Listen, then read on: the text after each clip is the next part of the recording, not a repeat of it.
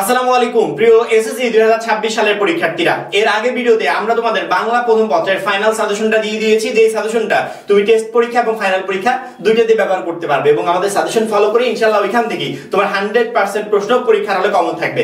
আজকে আমরা বাংলা দ্বিতীয় পত্রের ফাইনাল সাজেশনটা দিয়ে দিব, যে সামনে শেষ মুহূর্তে তুমি বাংলা দ্বিতীয় পত্রে কি কি পড়বে, কোনগুলো পড়ে গেলে ওইগুলো থেকেই পরীক্ষার হলে ইনশাআল্লাহ প্রশ্ন কমন আসবে। আমাদের প্রত্যেকটা সাজেশনের পিডিএফ কপি আমাদের যে 310 টাকার কোর্সে তোমরা যুক্ত হয়েছো সেখানে দেওয়া থাকবে, শুধুমাত্র পিডিএফ কপি না। বিগত 5 বছরের বোর্ডের এমসিকিউর জন্য তোমাকে আলাদা করে টেস্ট পেপার কিনতে হবে না। তোমরা জানো যে আমাদের বিগত 5 বছরের বোর্ড এমসিকিউ কতটা গুরুত্বপূর্ণ।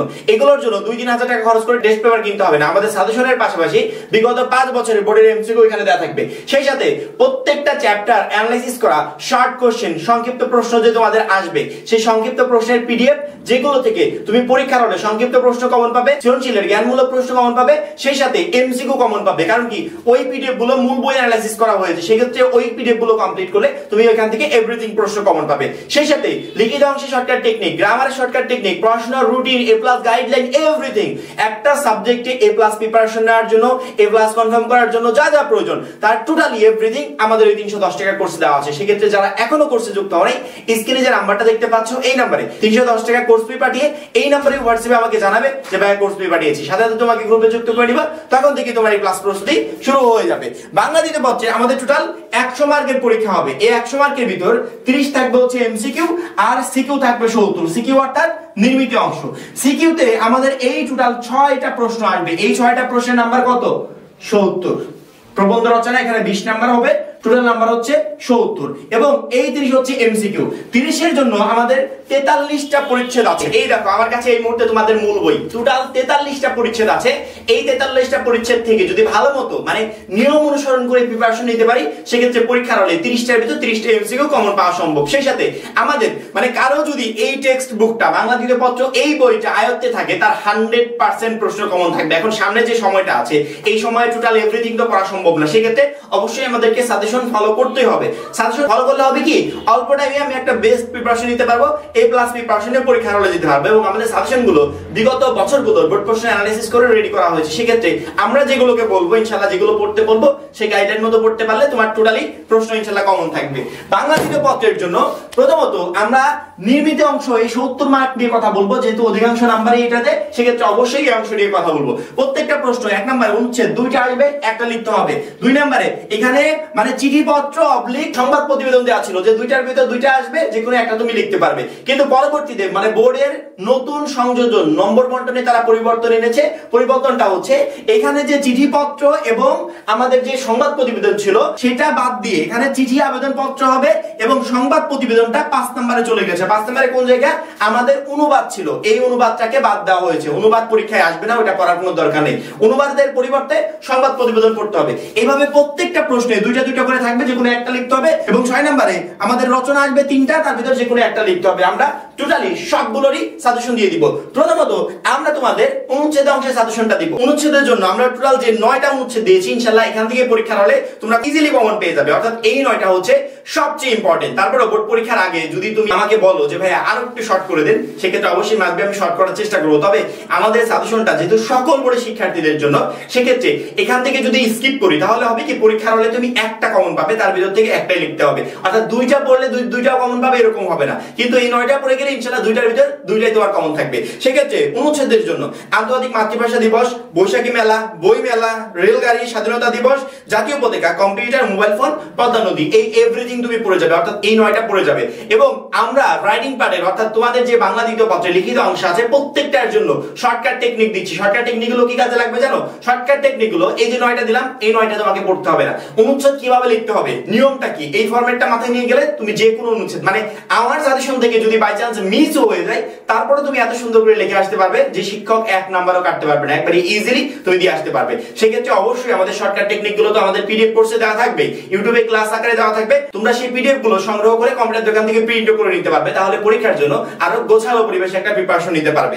পরবর্তীতে অনুচ্ছেদের পরে 2 নম্বরে চিঠি আবেদন পত্র, যে কোনো একটা আমাদেরকে লিখতে হবে। অর্থাৎ তুমি কোনটা লিখবে এটা তোমাকেই ডিসাইড করে নিতে হবে। চিঠি আবেদন পত্রের জন্য আমরা যে সাজেশনটা রেডি করেছি তার 1 নম্বরে মাতার কাছে পুত্রের চিঠি লেখো। 2 নম্বর কন্যার কাছে পিতার চিঠি, 3 নাম্বার ঐতিহাসিক স্থান ভ্রমণের অভিজ্ঞতা জানিয়ে বন্ধুকের চিঠি, 4 নাম্বার লেখকের কাছে পাঠকের চিঠি, 5 নাম্বার রবীন্দ্র জয়ন্তী উদযাপন উপলক্ষে আমন্ত্রণ পত্র। যেহেতু চিঠি বা আমন্ত্রণ পত্র পড়তে পারে এবং সেই সাথে আমাদের অবলিক দুই একটা আমন্ত্রণ পত্র পড়ে যেতে হবে, কারণ কি আমন্ত্রণ পত্র আসতে পারে, কিন্তু আমন্ত্রণ পত্র না আসার সম্ভাবনা প্রায় ধরতে গেলে 90%, কারণ কি সাধারণত পরীক্ষাতে চিঠি বা আবেদন পত্র এগুলো এসে থাকে। সেক্ষেত্রে তারপরে আমরা আমন্ত্রণ পত্র দুইটা দিয়েছি, এই দুইটা তোমাদের বইতে দেখবে উল্লেখ করা আছে, নাগরিক সংবর্ধনা উপলক্ষে আমন্ত্রণ পত্র। পরবর্তীতে আমরা দুইটা মানে সংবাদপত্র প্রকাশের জন্য চিঠি দিয়েছি। চিঠি আবার এখানে দুই টাইপের আছে, এক হচ্ছে সাধারণত আমরা যেভাবে চিঠি লিখি সেই চিঠি, আর এক হচ্ছে সংবাদপত্র প্রকাশের জন্য চিঠি।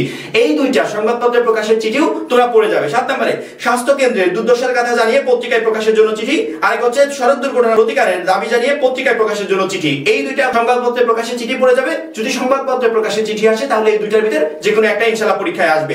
এবার আবেদন পত্রের জন্য 3টা দিয়েছি মাত্র, এই 3টাই হচ্ছে তোমাদের বইতে দেওয়া আছে, সবচেয়ে ইম্পর্টেন্ট।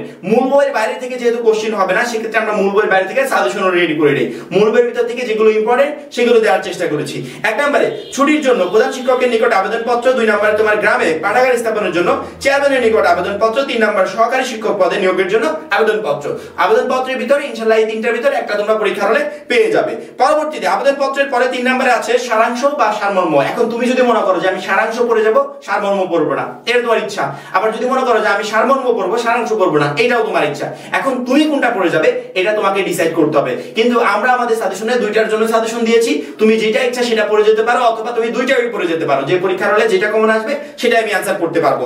সারাংশের জন্য আমরা যেগুলো দিয়েছি, 1 নম্বরে এই কথা নিশ্চিত যে জনসংখ্যা জাতীয় জীবনে উন্নয়নের গতিকে স্লোআপ করে, 2 নম্বর বিদ্যা মানুষের মূল্যবান সম্পদ, 3 নম্বর সমাজের কাজ কেবল মানুষকে টিকে থাকার সুবিধা দেওয়া নয়, 4 নম্বর মাতৃশ্রেণীর তুলনা নেই, 5 নম্বর অভ্যাস ভয়ানক জিনিস, 6 নম্বর মানুষের মূল্য কথায়, 7 নম্বর আজকাল বিজ্ঞানের দ্বারা যেসব অসাধ্য সাধন হইতেছে, 8 নম্বর অভাব আছে বলিয়া জগৎ বৈচিত্র্যময় হইতেছে। এই 8টা টোটাল সারাংশ আমরা দিয়েছি। ইনশাআল্লাহ এখান থেকে একটা পরীক্ষার হলে তুমি পেয়ে যাবে। পরবর্তীতে আমরা সারমর্মের সাজেশনও দিয়ে দিয়েছি, তোমার যেটা ভালো লাগে তুমি সেটা কমপ্লিট করে যেতে পারবে। সারমর্মের জন্য 1 নম্বরে শৈশবের সদুপদেশ জাহান্নার হচ্ছে, 2 নম্বরে কোথায় স্বর্গ কোথায় নরক, 3 নম্বরে এসেছে নতুন শিশু তাকে ছেড়ে দিতে হবে স্থান, 4 নম্বর আসিতেছে শুভদিন, 5 নম্বর বসুমতীতে কেন তুমি এত কৃপণা, 6 নম্বর ধন্য হাসা কুহিকিরি, 7 নম্বর নিখিলের এত শোভা, 8 নম্বর ওরে নবীন ওরে আমার কাঁচা।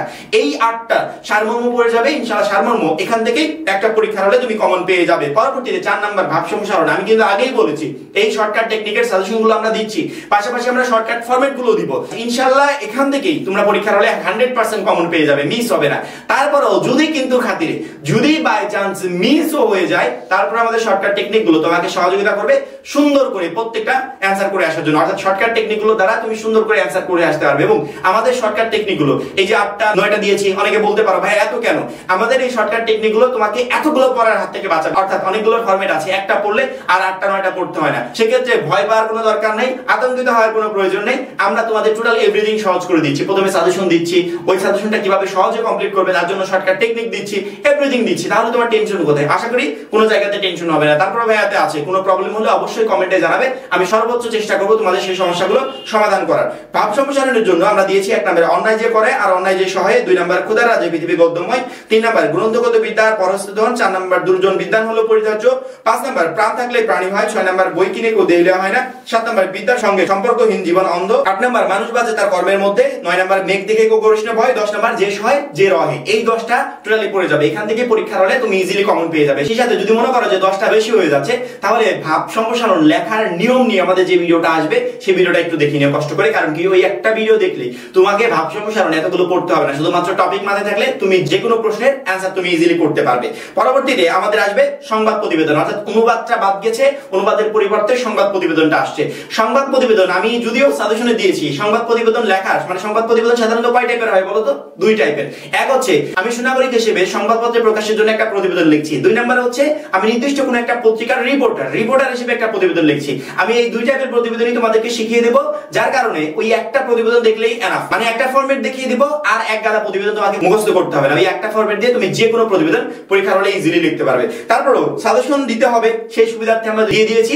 ইনশাআল্লাহ এখান থেকে একটা পরীক্ষার হলে তুমি পেয়ে যাবে। 1 নম্বর বিদ্যালয়ের নবীনবরণ বিদায় সংবর্ধনা অনুষ্ঠান সম্পর্কে সংবাদ প্রতিবেদন লিখো, 2 নম্বর তোমার এলাকার সড়কের দুরবস্থা সংক্রান্ত প্রতিবেদন লিখো, 3 নম্বর বিদ্যালয় শহীদ দিবস আন্তর্জাতিক মাতৃভাষা দিবস উদযাপন সম্পর্কিত সংবাদ প্রতিবেদন, 4 নম্বর বৃক্ষরোপণ বিষয়ক সংবাদ প্রতিবেদন, 5 নম্বর সুন্দর হাতের লেখা প্রতিযোগিতা বিষয়ক সংবাদ প্রতিবেদন। সংবাদ প্রতিবেদন ইনশাআল্লাহ ফরম্যাটটা তো দেখে যাবে, পাশাপাশি এগুলো পড়ে যাবে। ইনশাআল্লাহ এখান থেকেই একটা পরীক্ষার হলে তুমি পেয়ে যাবে। লাস্ট অপশন প্রবন্ধ রচনা। প্রবন্ধ রচনা তিনটা আসবে, যে কোনো একটা পরীক্ষার হলে লিখতে হবে। এবং আমরা সাজেশনটা মানে টোটাল 8টা প্রবন্ধ রচনা এই কারণে দিয়েছি যাতে পরীক্ষার হলে তোমার তিনটার ভিতর তোমার তিনটাই কমন আসে, ওর ভিতর থেকে যেই একটা ভালো লাগে সেই একটা তুমি ইজিলি অ্যানসার করতে পারবে। 1 নম্বরে বাংলাদেশের পর্যটন শিল্প, 2 নম্বর বাংলাদেশের উৎসব, 3 নম্বর লঞ্চ ভবনের অভিজ্ঞতা, 4 নম্বর ভাষা আন্দোলন, 5 নম্বর বাংলাদেশের মুক্তিযুদ্ধ, 6 নম্বর কৃষিকাজে বিজ্ঞান, 7 নম্বর মাদকাসক্তি ও তার প্রতিকার, 8 নম্বর বাংলাদেশের প্রাকৃতিক দুর্যোগ। এই 8টার ভিতর ইনশাআল্লাহ 3টা পরীক্ষার হলে তোমরা কমন পাবে, ওর ভিতর থেকে যেটা ভালো লাগে সেটার অ্যানসার তুমি করতে পারবে। এখন অনেকের প্রশ্ন হতে পারে, ভাইয়া আপনি তো নিয়মিত অংশে 70 মার্কের সাজেশন দিলেন যে কি কি পড়তে হবে, কিন্তু এই সাজেশনগুলোর উত্তর কোথায় পাবো? আমি টোটালি এই সাজেশনটা রেডি করেছি। একটু আগে তোমাকে যে বইটা দেখালাম, পাঠ্য বইটা অর্থাৎ বোর্ড বইটা বাংলা দ্বিতীয় পত্রের জন্য, সেই বোর্ড বইয়ে তুমি টোটাল এভরিথিং সবগুলোর অ্যানসার পেয়ে যাবে। ওই বোর্ড বইটা ফলো করবে, ওইখানে প্রত্যেকটার উত্তর দেওয়া আছে, ওইখান থেকে সুন্দর করে কমপ্লিট করে নিবে। আমাদের কষ্ট করে আলাদা করে তোমাদেরকে উত্তর দিতে হবে না। এই হচ্ছে টোটাল আমাদের নির্মিত অংশের সাজেশন। এবার আমরা তোমাদের বহু নির্বাচনীর কথা বলবো। বহু নির্বাচনের জন্য আমাদের যে 43টা পরিচ্ছেদ আছে বাংলা দ্বিতীয় পত্রে, আমরা চেষ্টা করব তোমাদের একটা পিডিএফ রেডি করে দেওয়ার জন্য।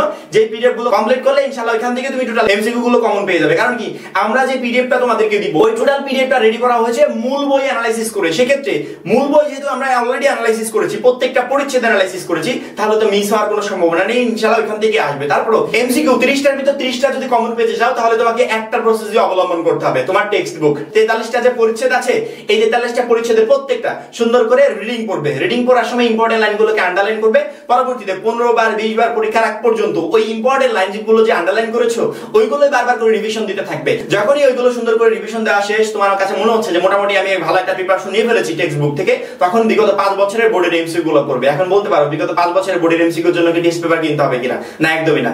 আমাদের যে পিডিএফ কোর্সে তোমাকে যুক্ত করতে চাচ্ছি, সেখানে বিগত 5 বছরের বোর্ডের এমসিকিউ সুন্দর করে দেওয়া আছে। ওই পিডিএফ গুলো তুমি হাতে পেলে তোমার টেক্সট বুক প্লাস আমাদের কাছে থাকে বিগত 5 বছরের বোর্ড এমসিকিউ, এই দুইটা কমপ্লিট করে গেলে ইনশাআল্লাহ 30টার ভিতর 30টা এমসিকিউ তোমার কমন থাকবে, একটাও মিস হবে না। তাহলে এমসিকিউ নিয়ে কোনো টেনশন নাই। 43টা পরিচ্ছেদ আগে সুন্দর করে রিডিং করবে, ইম্পর্টেন্ট লাইনগুলোকে আন্ডারলাইন করবে। এবং আন্ডারলাইন এই কারণে করবে কারণ কি, এই আন্ডারলাইন করা লাইনগুলো তোমার ফাইনাল পরীক্ষার দিকেও কাজে লাগবে। এখন থেকে যদি কাজ সেরে রাখো, তাহলে ফাইনাল পরীক্ষার দিকে আন্ডারলাইন করতে হবে না, তখন জাস্ট খালি রিভিশন দিতে পারবে। টেক্সট বুকটা সুন্দর করে আন্ডারলাইন করবে, বারবার করে রিভিশন দিবে, তারপরে আমাদের পিডিএফ কোর্সে যে বিগত 5 বছরের বোর্ডের এমসিকিউ আছে সেগুলো সলভ করবে। ইনশাআল্লাহ 30টার ভিতর 30টা এমসিকিউ তোমার কমন থাকবে। 70 মার্কের জন্য প্রত্যেকটারই সাজেশন আমরা দিয়েছি। শুধুমাত্র সাজেশন না, আমাদের সাজেশন থেকে তো তুমি কমন পাবে, পাশাপাশি আমরা শর্টকাট টেকনিক গুলো দিয়ে দিচ্ছি, যাতে সাজেশনের গুলো যদি কঠিন মনে হয়, ওই শর্টকাট টেকনিকের মাধ্যমে তুমি ইজিলি সবকিছু বুঝতে পারবে। সেই সাথে পরীক্ষার হলে বাই চান্স কোনো ক্রমে যদি মিসও হয়ে যায়, তারপরে ওই শর্টকাট টেকনিক গুলো দ্বারা তুমি ইজিলি অ্যানসার করে আসতে পারবে। বাংলা দ্বিতীয় পত্রে টোটাল 100% প্রশ্ন কমন পাওয়ার জন্য এখন তোমার প্রবলেম কোন জায়গা? আশা করি কোনো জায়গায় প্রবলেম না, কারণ কি টোটাল এভরিথিং সমাধান আমরা দিয়ে দিয়েছি। তারপরও পরীক্ষা পর্যন্ত আমরা তো আছি। ইনশাআল্লাহ আরো কিভাবে সহজ করে তোমাদের সামনে তুলে ধরা যায়, তোমাদের পরীক্ষা বা প্রিপারেশনটাকে আরো কিভাবে সহজ করা যায়, তার জন্য যা যা করণীয় সবকিছু ইনশাআল্লাহ আমাদের পক্ষ থেকে করা হবে। আশা করি প্রত্যেকটা শিক্ষার্থী বুঝতে পেরেছো।